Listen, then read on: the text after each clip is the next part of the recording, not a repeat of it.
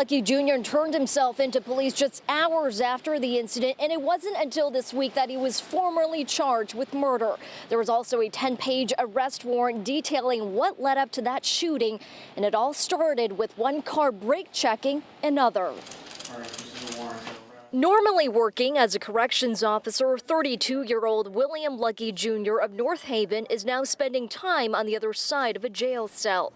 On January 14th, police received reports of a shooting on I-691 eastbound in Meriden near exit 2A. When officers arrived, they found 49-year-old Scott Cracky shot several times. He was later pronounced dead at Hartford Hospital. The judge highlighting the severity of Lucky Jr.'s actions that very night.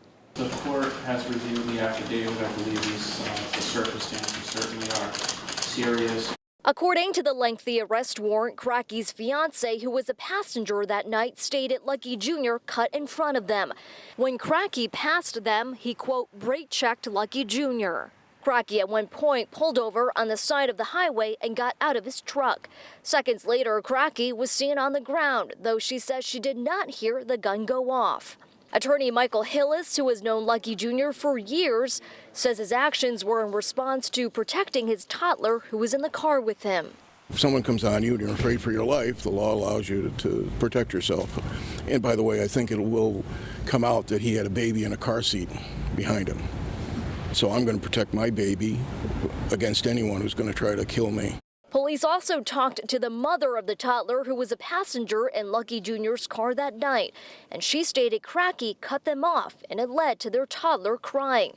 She said Cracky then got out of his car and yelled at Lucky Jr., who allegedly shouted, "What the is your problem?"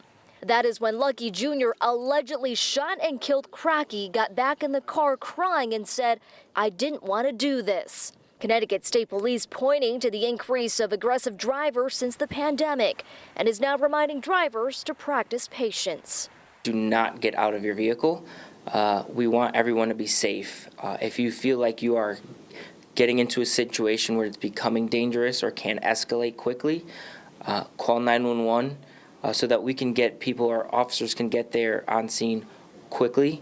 Lucky Jr.'s bond remains at $2.5 million. He is also scheduled to reappear in court later next month.